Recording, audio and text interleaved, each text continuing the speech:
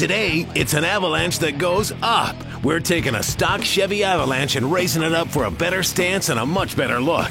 We'll also give it new wheels and tires and a power upgrade that's so easy, it's plug and play. Then we'll mock up some stripes on Project Holland S10 to see what looks best when it comes to a graphic design. That's all today here on Trucks.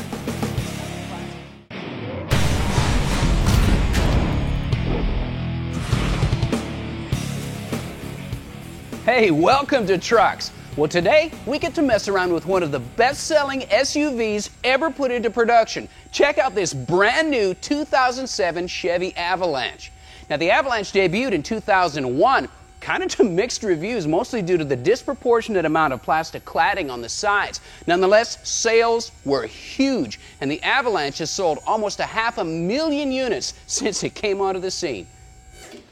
And like all the trucks in GM's lineup, the Avalanche benefits from the GMT 900 series platform and all of its improvements. A boxed frame, refined suspension, rack and pinion steering, and an automatic adaptive suspension that will level loads and help control body roll. Even flex fuel capabilities with the 5.3-liter V8 engine. We also like the fact that there's still a solid axle out back, but with 20-inch cast aluminum wheels, street tires, and more interior options than your average midsize luxury car, well, there's no mistaking these things for hardcore off-roaders. This thing screams SUV all the way to the soccer field. And there's nothing wrong with that. GM's not trying to pull the wool over your eyes, and neither are we. And even though this midgate folds down and greatly increases your cargo capabilities, hauling around a full load of stuff in one of these is a little more involved than your regular pickup truck. And the flip side to that, well, it's nice to think you can get 20 miles per gallon out on the highway and haul 5 people around in a full-size SUV with all the comfort you could ask for. And like Ryan said, it's no off-road monster. But if you're looking for a truck that does several things well, the Avalanche is that. And since it shares suspensions with other models, well, the aftermarket is right there with bolt-ons and upgrades. So if you're looking to get a little more aggressive with an Avalanche, it's not as hard as you think. So today, we're going to show you how to install a 3.5-inch lift on one of these trucks, add a little kick in the power department, and address some of the issues that result in going up in tire size. Skyjacker has been an innovator in the automotive aftermarket since they started in the early 1970s. They are right on time with this 3.5-inch lift system for the new GMT 900 series Avalanche. It starts out with front and rear cross members that will utilize the factory lower control arms, CV spacers, and these heavy-duty CNC machine knuckles that allow you to retain the factory steering geometry. All the spacers, boots, hardware, end links, and these heavy-duty urethane bushings are provided, including lower control arms, spring spacers, and these coil springs to take care of the lift out back. Now, Skyjacker's getting their vehicle ready for the show circuit, so they asked us to throw on this 3.5-inch lift onto their Avalanche and show you guys how easy it is to get an extra few inches of attitude with one of these trucks. Now, like we've talked about before, there's a few things to consider when it comes to compensating for larger wheels and tires. One of the most important being an accurate road speed signal. And with just about every new vehicle electronically controlled, it's not just a matter of swapping in a different nylon gear to correct your speedometer. You got to get inside the computer, reset a few things, and adjust some parameters. Well, the good news here is that one of the easiest ways to get inside the ECM is with a performance programmer, like this Evolution from Edge Products. This module will give us 4 different levels of performance, with as much as 40 extra horsepower in the extreme setting. It also gives us quarter mile and 0 to 60 times, as well as full diagnostic capabilities. You can even program it to give you an audible alert for things like transmission fluid temperature if you're towing something. It connects to your OBD2 port and sits in this molded pod out of the way on the dash. And since we're definitely going with some larger diameter rolling stock, well, it'll just take a few moments to reprogram the changes. But for now, we got a truck to tear down. After you've got your wheels off for better access, disconnect the ride height sensors if you've got the factory auto ride system. Then disconnect your end links and brake calipers, as well as the ball joints. The factory sway bar comes off. Then you can use an impact wrench and remove the axle retaining nuts. And then wrestle the knuckles off, which might be a little snug, so you may have to persuade them a little. The factory axles work great with most lift systems, but need spacers so the CV joints won't overextend. The lower control arms get set aside, and finally the factory struts are taken out of the way. You'll need to support your rear axle with stands. Unbolt the factory shocks, end links, and lower control arms. That's good. With the axle lowered out of the way, the original springs get set aside. After the break, we'll finish installing our lift kit, so stick around.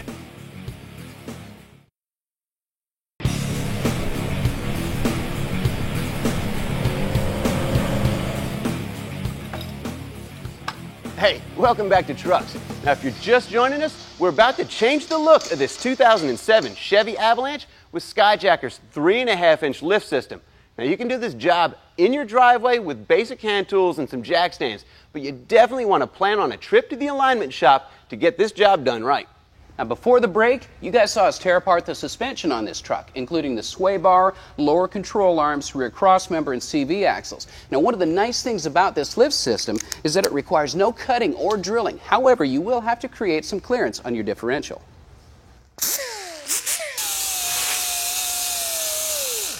Now, these two fins need to be ground down. This rearward fin almost all the way off, and this one pretty close too. Now, this is going to create the clearance that you need for the new cross members. We keep a little urethane windshield rope around for jobs like this. It's sticky enough to hold these front diff spacers in place until we can reassemble the front end. The front diff is a tight fit, so a buddy helping you out is a good idea. Skyjacker's drop cross members saddle the original control arm mounts and utilize grade 8 crush sleeves to maintain strength and parallel alignment. The original lower A-arms get reused, and the axles are reinstalled using the CNC aluminum spacers and new hardware.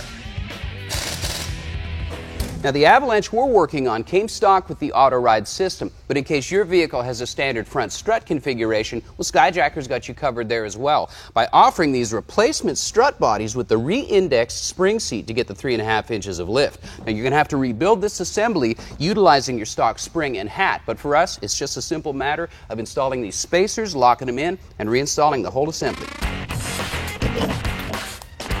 A magnet works great for locating washers and nuts into tight spots like these strut spacers. Swapping the factory hub bearings into the new Skyjacker knuckles is no big deal. Just be careful not to pinch your ABS lines. Drop the knuckle onto the hub, snug it down, and then your brake rotor gets dropped on and bolted in reusing all the original hardware.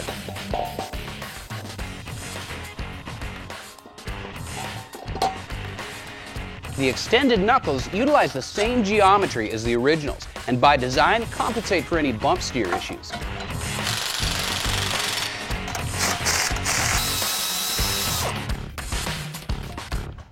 As you can see, with our brake caliper installed, our flex line is just a little bit too tight. But don't worry, Skyjacker provides a solution in the form of these relocation brackets. One for the ABS sensor wire, the other one for the brake line bracket.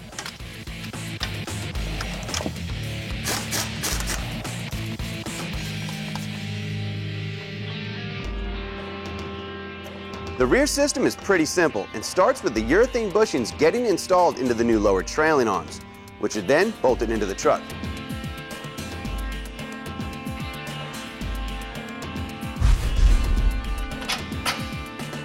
The rear lift comes from new extended coil springs that utilize factory rubber spring seats. Stock shocks get reused, but drop brackets bolt to the axle that compensate for the longer coils. New, longer end links get bolted in and finish up this system that should take you an honest day to bolt in at home.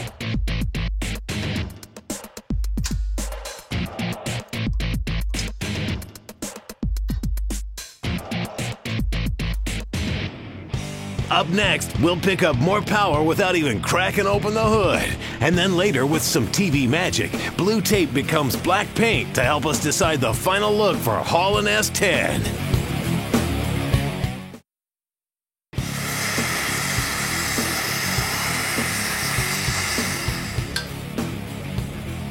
Hey, welcome back to Trucks. Well, now that we got a little more altitude and attitude with the Avalanche, we can sure do better than the stock wheels and tires. Even though they're 20-inch alloys, they're just a little on the plain side, and the tread on the tires is nothing more than street. So we decided to go with ProComp Extreme Alloys with this cool-looking black chrome finish. And even though it's a 20-inch wheel and tire package, we've got a lot more aggressive tread pattern that's going to give us good traction on and off the road.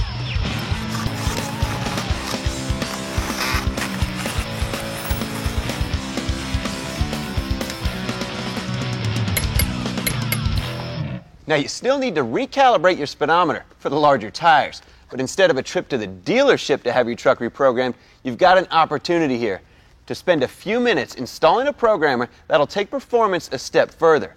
It'll give you the ability to improve fuel economy, your truck's power for towing, or just plain better acceleration, as well as full diagnostic capabilities. With the cable fed through the fuse panel cover and up to the top of the dash, feed a couple of inches of cable through the pod face. Connect the cable to the Evolution and push it into the pod until it snaps in.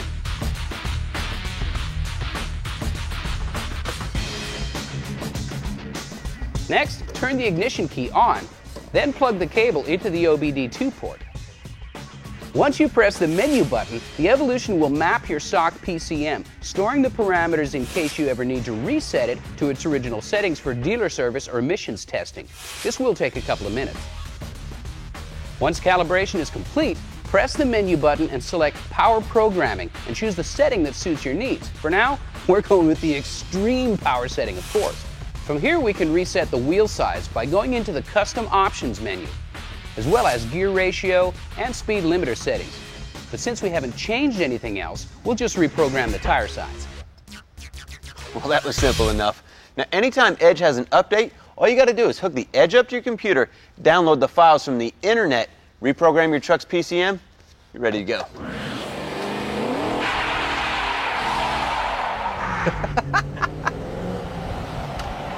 Well, that Evolution really kicked this thing in the pants, and now, with our speedometer recalibrated for the larger wheels and tires, we are sure we're going to get an accurate speeding ticket.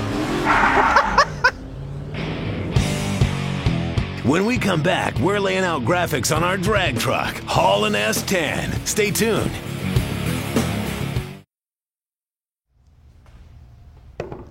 Hey, welcome back to Trucks. Well, Ryan and I have been hard at work getting our Holland S10 project ready for some track testing. And even though the bright Trucks yellow that Brian at Auto Body Color and Supply mixed up for us, well, it looks great, but it still needs a little something to break up all that color. So we've been looking around at some designs and taking a few cues from some of the old muscle cars, since this truck is definitely bringing it when it comes to muscle. So with the magic of television and a little bit of blue tape, we're going to try out some designs, see what looks best.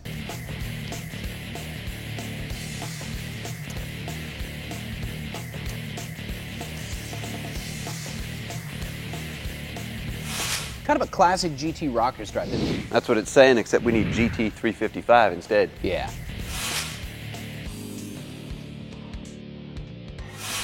What do you think? That looks good. Looks really good. Logo in the middle? Yeah, definitely. It looks like the Dodge Rumblebee stripes. Cool.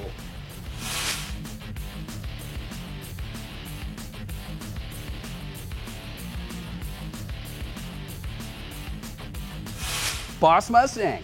Hey, you don't think the Ford lovers are going to hate it, do you? I don't know. That's all right.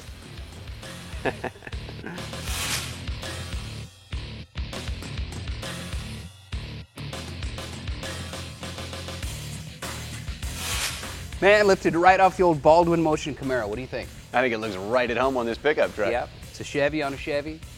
Look good at 100 miles an hour, too.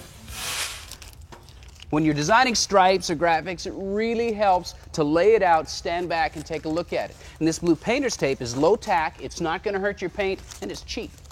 And we've got a few really cool designs to choose from. And obviously, we haven't decided on something yet. So you're just going to have to wait and see which one ends up on the truck.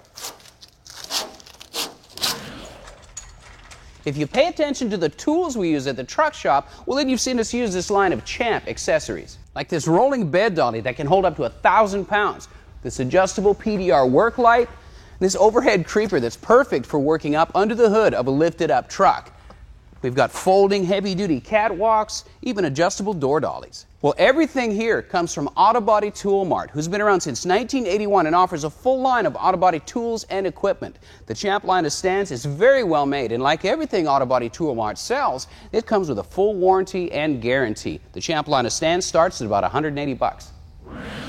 Hey guys, I know you're familiar with the classic Cherry Bomb glass packs, but they offer more options to give your ride the sound you're after. Their turbo mufflers will reduce exhaust back pressure while providing a distinct sound without high decibel levels, so you can keep your neighbors happy.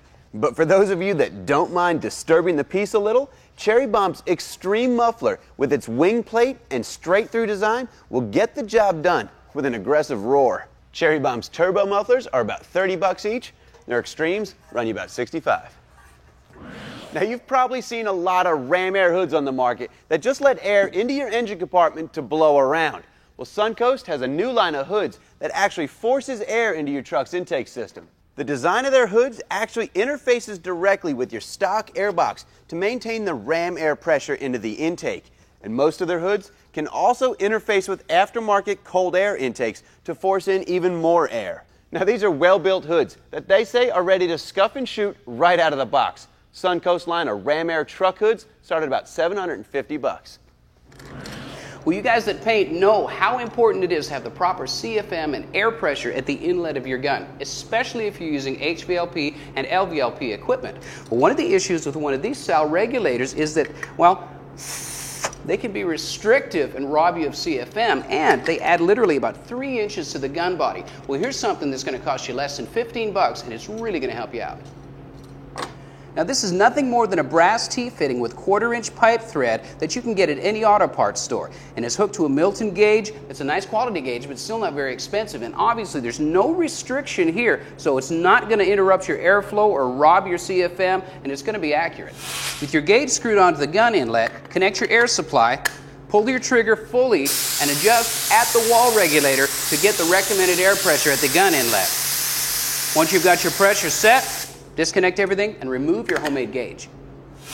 Then you just thread on a regular coupler, reattach your air supply, and you know for sure you've got 100% accuracy in your inlet pressure with no awkward, restrictive middleman in between your air supply and your paint gun. Thanks for watching Trucks. We'll see you guys next week.